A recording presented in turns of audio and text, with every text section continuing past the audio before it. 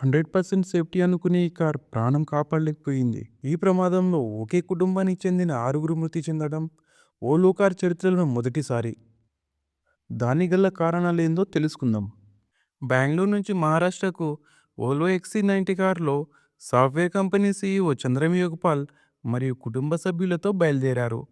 NH-48పై తుముకూరు మార్గంలో తిప్పగుండనహళ్లి వద్ద ఆపోజిట్ లైన్‌లో వస్తున్న భారీ కంటైనర్ ముందున్న కారు సడన్ బ్రేక్ వేయడంతో కంటైనర్ డ్రైవర్ కుడివైపుకు తిప్పడంతో కంటైనర్ లారీ డ్రైవర్ ఎక్కి ఆపోజిట్లో వస్తున్న పాల ట్యాంకర్‌ను ఢీకొట్టి వోల్వో కారుపై పడగా కారు పైభాగంపై ఒక్కసారిగా 40 టన్నుల వెయిట్ పడడంతో కారు ఛిద్రమై 6గురు ప్రాణాలు కోల్పోయారు.